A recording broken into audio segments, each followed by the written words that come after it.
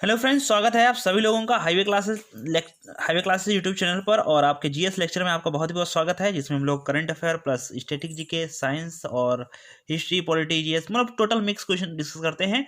आज उसी सीरीज का ये लेक्चर नंबर अगला है, तो आप लेक्चर बाय लेक्चर देखते रहिए। यूट्यूब चैनल पर highway classes YouTube channel playlist बना दी गई है और आप उसको जाके सर्च करके देख सकते हैं। ठीक है, तो आने वाले एग्जाम्स ग्रुप डी और जितने भी एग्जाम्स हैं जिसमें जीएस पूछी जा रही है, करंट अफेयर पूछी जा रही है, सभी के लिए इंपॉर्टेंट है। तो चलिए देखते हैं। पहला क्वेश्चन है कि विश्व शिक्षक दिवस कब मनाया जाता है। तो देखो, विश्व शिक्षक दिवस कब मनाया जाता है, बच्चे का कंफ्यूजन क्या है। बच्चे जैसे ही शिक्षक दिवस देखते हैं वैसे ही उनको 5 सितंबर याद है।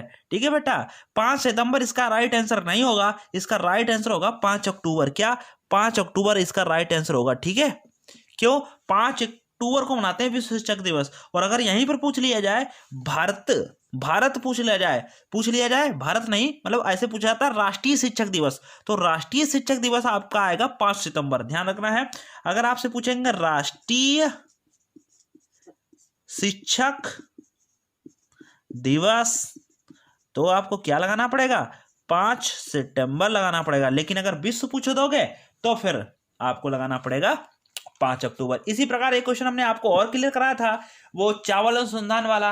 अगर आपसे पूछा जाए कि बताओ भाई कि विश्व चावल अनुसंधान कहाँ स्थित है, तो आप इसका आंसर मनीला करोगे। लेकिन अगर पूछा जाए राष्ट्रीय चावल अनुसंधान कहाँ स्थित है, तो आप इसका आंसर कटक उड़ीसा कर सकते हो। ठीक है, तो आपका ये आंसर होगा। इस प्रकार आप क्लियर करिएगा। ठीक है, चलो हाँ अगला है। तो ये क्वेश्चन क्लियर है सभी लोगों को। चलो आगे बढ़ते हैं।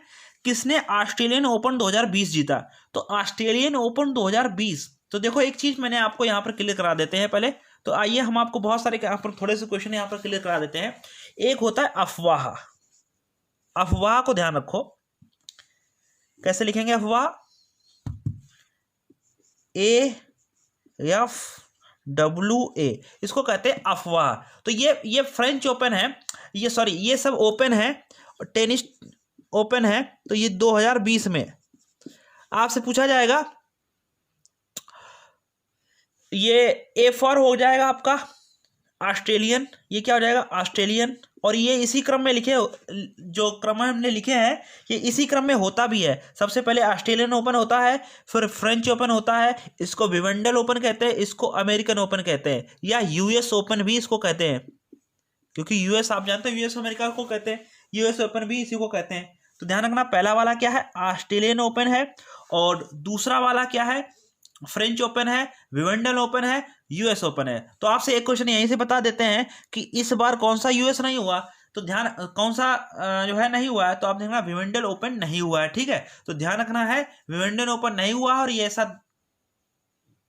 तीसरी बार है। ठीक है, 2 बार ऐसा हो चुका है, एक बार 2 बार विश्व युद्ध हुए थे उसी में ये कैंसिल हुआ था। तो विवेंडल आपसे पूछा जाएगा अब की बार कौन सा ओपन नहीं खेला गया है, तो विवेंडल ओपन नहीं खोला गया है। ठीक है, ये ध्यान रखना है। ये बाकी ये तीनों हुए हैं, तो इसको ऑस्ट्रेलियन ओपन। और हमसे क्वेश्चन क्या था कि भाई हमसे जो क्वेश्चन था कि ये किसने ऑस्ट्रेलियन ओपन 2020 जीता है। तो ध्यान देना, यहाँ पर आपसे 2 क्वेश्चन बनेंगे, आपसे एक महिला का बनेगा, एक पुरुष का बनेगा। तो यहाँ पर ये क्वेश्चन है, हमने यहाँ पर महिला पुरुष नहीं लिखा है, हम दोनों को बता दे रहे हैं। लेकिन जब आपको पूछा जाएगा तो उसमें महिला और पुरुष दोनों क्लियर करेंगे। ठीक है, अब महिला का पूछ रहे हैं कि पुरुष का पूछ रहे हैं, तो ध्यान रखना है कि पुरुष में तो जीता है इसको नोवाक जोकोविच ने। ठीक है, लिखे दे रहे हैं यहाँ पर, पुरुष ने जीता है नोवाक जोकोविच, जो कि सर्बिया के हैं नंबर 1 खिलाड़ी नोवाक जोकोविच। ठीक है, और इसको महिला ने जीता है, जीता है सोफिया कैनिन। कौन, सोफिया कैनिन जीता है। तो यहां पर आपके दोनों क्वेश्चन हो चुके हैं। ऑस्ट्रेलियन ओपन 2020 किसने जीता है, नोवाक जोकोविच ने जीता है, सोफिया कैनिन ने। पुरुष में पूछोगे तो नोवाक जोकोविच, और महिला में पूछोगे तो सोफिया कैनिन। आइए फ्रेंच की बात कर लेते हैं। फ्रेंच ओपन जो पुरुष ने जीता है वो राफेल नडाल ने जीता है, राफेल नडाल। ठीक है, और महिलाओं में जीता है वो ईगा स्वेतेक जीता है, स्वेतेक करके ईगा स्वेतेक महिला है, उन्होंने जीता है। थोड़ा सा ऊपर कर देते हैं, ईगा स्वेतेक ने। राफेल नडाल और नोवाक जोकोविच में हुई थी, तो राफेल नडाल यहाँ पर जीते हैं, और ईगा स्वेतेक है। विवेंडल हुआ नहीं। और यूएस ओपन का सुन लो, तो यूएस ओपन का जो पुरुष में है वो डोमिनिक थिएम ने जीता है। किसने, डोमिनिक थिएम, डोमिनिक थिएम ने जीता है, ठीक है। और महिला में जीता है वो नाओमी ओसाका, जापान की हैं, नाओमी ओसाका ने जीता है, ठीक है। तो मैंने सारे आपको बता दिए हैं, आप सारे एक जगह कहीं पे लिख लेना है, और इनमें से क्वेश्चन आपका बनता ही रहता है आए दिन। तो 2020 के हमने सारे बता दिए हैं, ठीक है। तो नोवाक जोकोविच और ये सब आप दोहरा लेना, ठीक है, मुझे दोहराने की जरूरत नहीं है, आप वीडियो है तो इसको आप रिवाइज कर कर देखो, ठीक है। तो ये मिटा देते हैं इसके, ये आप लिख लेंगे, ठीक है। चलो आगे बढ़ते हैं। और जैसा कि आप देख रहे होंगे कि आपका क्वेश्चन का जो आंसर हो वो मिल चुका होगा, आई होप, कि ऑस्ट्रेलियन ओपन किसने जीता है। तो आप कहेंगे सर पुरुष में तो नोवाक जोकोविच और महिला में सोफिया केनिन, ठीक है। अगला क्वेश्चन है बृहदेश्वर मंदिर। तो बृहदेश्वर मंदिर ये चर्चा में है तो इसीलिए बता रहे हैं, तो ध्यान रखना है इसके बारे में।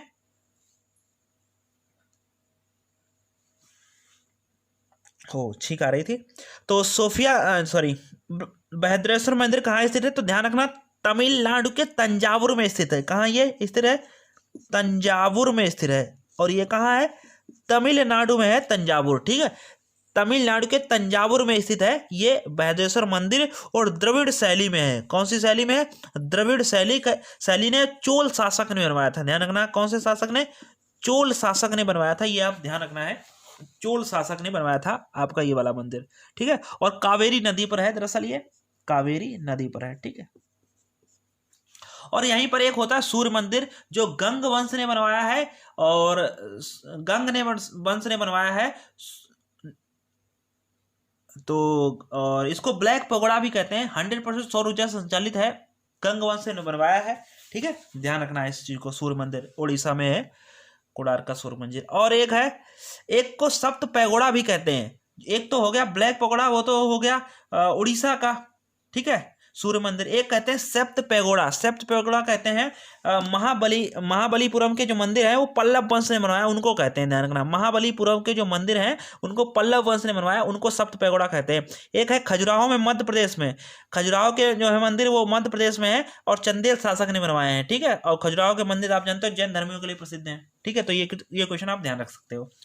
अगला है मुख्य सूचना आयुक्त। तो मुख्य सूचना आयुक्त कौन है, चीफ इंफॉर्मेशन कमीशन। तो मुख्य सूचना आयुक्त कौन है इस समय, तो मुख्य सूचना आयुक्त हैं इस समय हो जाएंगे आपके यशवर्धन कुमार सिन्हा। कौन से हो जाएंगे, यशवर्धन कुमार सिन्हा हो जाएंगे। ध्यान रखना है, यहां पर इसको मिटा के लिखते हैं, यशवर्धन कुमार सिन्हा, यशवर्धन कुमार सिन्हा, यशवर्धन कुमार सिन्हा हो जाएंगे आपके, ठीक है, मुख्य सूचना आयुक्त, ठीक है। सुनीता चंद्रा का निधन हो गया है, तो ये सुनीता चंद्रा का निधन हो गया, आपसे पूछा जाएगा ये कौन है, ये किस क्षेत्र से संबंधित है, तो ये आपको पूछा जाएगा। तो ध्यान रखना है ये हॉकी से संबंधित है, कैसे, हॉकी से, और राष्ट्रीय खेल भारत का क्या है, हॉकी ही है, ठीक है। और बापू नानकर्णी का निधन हो गया, आप इनको भी ध्यान रखो, ये भी जो है बापू नानकर्णी ये क्रिकेट संबंधित हैं। बापू नानकर्णी जो है ये 21 ओवर में मेडन फेंके थे इन्होंने। एक बलवीर सिंह है, उनका हॉकी से निधन हो गया, वो भी ध्यान रखो, इन्होंने ही जो है बलवीर सिंह को आप ध्यान रखना, बलवीर सिंह, इनका भी निधन हो गया, ये भी हॉकी से संबंधित है, और इनके काल में एक बार स्वर्ण पदक भी जीते हैं, ठीक है, ध्यान रखना है भारत। और बाबू नानकर्णी 21 ओवर जिन्होंने मेडल फेंके थे, और एक चुन्नी गोस्वामी में वो भी क्रिकेट और फुटबॉल दोनों खेलते थे, ध्यान रख सकते हो, ठीक है। चलिए आइए हम लोग आपके करंट अफेयर के क्वेश्चन हो चुके हैं, अब आइए हम लोग जीएस के लेक्चर वहां पर डिस्कस करते हैं, ठीक है। चलिए डिस्कस करते हैं हम लोग साइंस के क्वेश्चन। और ये क्वेश्चन कुछ इस प्रकार से है, आप देख लीजिए, ये डायग्राम से क्वेश्चन है, तो आप देखिए यहाँ पर पूछा गया है दिए गए आधार पर कौन से कथन या पठन का सही वर्णन है। पूछा जा रहा है पूरे वर्ष के दौरान CO2 की जो सांद्रता में कोई बदलाव नहीं हुआ है, तो ये CO2 की सांद्रता दिखाई गई, तो बदलाव तो हुआ है, ऊपर को बढ़ रहा है। फिर अगला है पूरे वर्ष के दौरान CO2 की सांद्रता में वृद्धि हुई है, बिल्कुल सही है, सब वृद्धि होती चली गई। अगले सारे ऑप्शन पढ़ लो, पूरी वर्ष के दौरान CO2 की सांद्रता में कमी आई है, कमी तो आई नहीं, जब से उठना शुरू हुआ तब से उठता ही चला गया। फिर कह रहे हैं पूरे वर्ष के दौरान CO2 की उतार चढ़ाव रहा है, तो उतार चढ़ाव रहा है नहीं सीधे बढ़ा है, तो इसी प्रकार ऑप्शन आपका बी सही हो जाएगा, ठीक है। यहाँ पर सीधे बढ़ा ही है, इसीलिए आपका बी सही होगा, ठीक है। चलो अगला क्वेश्चन देख, अगला क्वेश्चन है आपका एस एंगेस्ट आर्ट्स के लेखक कौन है। तो एस जो है एंगेस्ट आर्ट्स के लेखक है सानिया मिर्जा। हालांकि ये करंट अफेयर का क्वेश्चन पुराना क्वेश्चन है, क्योंकि यहाँ पर जब पुस्तक लिखी गई थी तब की पूछी गई थी, क्योंकि इस समय वर्तमान में जो पुस्तक लिखी जाएगी वो आपसे पूछी जाएगी, तो आप उसको ध्यान रखना है। इसका तो आंसर सानिया मिर्जा है। ठीक है, आगे आगे बढ़ते हैं। कुछ महिलाओं में कुछ समस्या के कारण फलन नहीं हो सकता। ऐसी स्थिति में फलन के लिए ताजे निकले हुए अंडे और शुक्राणुओं को शरीर के बाहर कुछ घंटों तक एक साथ रखा जाता है और उसे क्या कहा जाता है? उसे विट्रो कहा जाता है। ध्यान रखना, उसे क्या कहा जाता है? विट्रो। कई बार जो होता है, आप देखना होगा कई जो है कई लोगों को संतान की प्राप्ति नहीं हो पाती, संतान का सुख नहीं मिलता है, उनके कुछ प्रॉब्लम होती है गर्भाशय में, किसी पुरुष की समस्या होती है तो किसी महिला की होती है। तो उनका जो है एक महिला का अंडाणु और पुरुषों का शुक्राणु, जिसको हम लोग ओवम और स्पर्म कहते हैं, दोनों को एक साथ मिलाकर कुछ घंटों तक अलग रखते हैं, उस प्रक्रिया को विट्रो कहा जाता है। ठीक है, ध्यान रखना, उस प्रक्रिया को कहा जाता है विट्रो। ठीक है, चलो अगला क्वेश्चन है,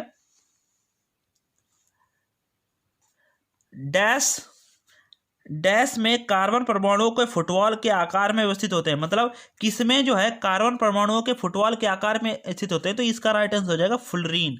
क्या होता है इसका? फुलरीन इसका राइट आंसर हो जाएगा। ठीक है, आप ध्यान रखो इस चीज को, फुलरीन। चलो अगला क्वेश्चन,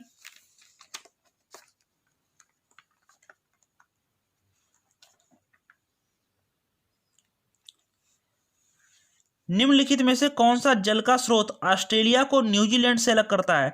तो पूछा जा रहा है ऑस्ट्रेलिया को न्यूजीलैंड से कौन सा अलग कर रहा है। क्योंकि हम लोग ऑस्ट्रेलिया के साथ में थोड़ा ज़्यादा हमारा रिश्ता रहता है, मतलब आवागमन बना ही रहता है तो ऑस्ट्रेलिया के साथ, इसलिए यहाँ पर पूछा गया क्वेश्चन है। तो वो भी आप ध्यान रखो, जिस देश के साथ हमारा ज़्यादा आना जाना है वहाँ से आपकी राजधानी, क्वेश्चन और वहाँ पर क्या क्या हो रहा है, तो वो सारे चीज़ें आपसे पूछी जा सकती हैं। ठीक है, तो यहाँ पर हमारा आंसर हो जाएगा तस्मान सागर। कौन सा? तस्मान सागर जो है ऑस्ट्रेलिया को न्यूजीलैंड से अलग करता है। ठीक है, ध्यान रखो। और एक आप ये भी ध्यान रखो, लाल सागर जो है भूमध्य सागर को स्वेज नहर से जोड़ता है। लाल सागर और भूमध्य सागर को स्वेज नहर से जोड़ता है। स्वेज नहर किसको जोड़ती है? आपसे पूछा जाता है स्वेज नहर किसको जोड़ती है, तो ध्यान रखना लाल सागर को भूमध्य सागर से जोड़ती है स्वेज नहर। ठीक है, अगला है चूना सफाई के दौरान CaOH का होल्ड है, इसको कहते हैं कैल्शियम हाइड्रोक्साइड। हवा, ये दवा नहीं, ये हवा है। हवा में CO2 के साथ धीरे धीरे अभिक्रिया करता है, जबकि ताकि दीवारों पर डैश की पतली परत चढ़ सके। CaCO3, अगर आपने हाई स्कूल किया हो तो ये आपको इक्वेशन आपको मिल जाएगी हाई स्कूल में, बिल्कुल ऐसे ही। CaOH के होल ट्वाइस CO2 के साथ अभिक्रिया कराई गई है, जिससे कैल्शियम कार्बोनेट बनता है, जिसको CaSO4 कहते हैं। ठीक है, ध्यान रखना है, बहुत इंपॉर्टेंट है। और इसको बुझा हुआ चूना कहते हैं, और बिना बुझा हुए चूने को कई बार क्वेश्चन आ चुका है, तो टाइम वेस्ट करेंगे नहीं, आगे बढ़ते हैं। अगला क्वेश्चन है कि एक्टेनाइट की परमाणु संख्या है 90 से 103 होती है एक्टेनाइट, और लेंथेनाइट कितने से होते हैं? लेंथेनाइट होते हैं 58 से 71 तक। ठीक है, ये लेंथेनाइट है, और एक्टेनाइट कौन से हो जाएंगे? डी वाले। तो हमने दोनों पे लगा दिया है, एक पे लगाना चाहिए क्योंकि इसमें एक्टेनाइट पूछा गया है। ओके, तो चलो एक्टेनाइट सीरीज होती है, आपने देखा होगा जो हमारी आवर्त सारणी है, मोजले की आवर्त सारणी 1913 में दी गई थी, जिसको परमाणु के आधार पर सजाया गया है। और मेंडलीव की आवर्त सारणी जिसमें 63 तत्व थे, उनको परमाणु भार के आधार पर सजाया गया था। इससे पहले अष्टक नियम आया था न्यूलैंड का, और इससे पहले त्रिक सिद्धांत आया था, डोबेनेर का त्रिक सिद्धांत आया था। ये सभी फेल हो गए थे, तो मोजले ने 1913 में, और जो आधुनिक सावर है 1913 में आई थी। इससे पहले मेंडलीव ने 1869 ईस्वी में प्रकाशित की थी। आपको सभी लोगों को पता होगा मेंडलीव की आवर्त सारणी परमाणु भार कर सजाया था, परमाणु भार के आधार पर सजाया गया था, और इसमें वर्गों की संख्या 9 थी, आवर्त 7 थे। लेकिन वर्तमान में जो मोजले की आवर्त सारणी है, उसमें वर्ग कितने हैं? 18 वर्ग हैं, और आवर्त कितने? 7।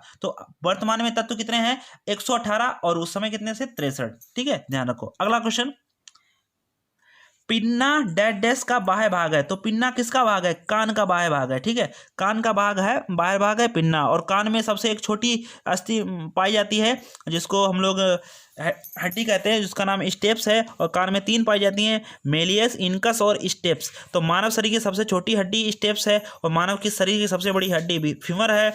और फीमर जो है एक होता है, आप ध्यान रखना, सबसे बड़ी मांसपेशी, तो फीमर की ही मांसपेशी सबसे बड़ी हो जाएगी, जिसकी हड्डी बड़ी होगी उसकी मांसपेशी भी सबसे बड़ी हो जाएगी। ठीक है, चलो अगला क्वेश्चन है, बौद्ध धर्म की नींव डैश महान सच्चाइयों एवं डैश अंगी पथ पर आधारित थी। तो बौद्ध धर्म की 4 महान सच्चाइयों एवं 8 अंगी पथ पर आधारित थी। तो देखना 4 और 8 किसमें, सी वाले ऑप्शन में है, 92 का सी हो जाएगा।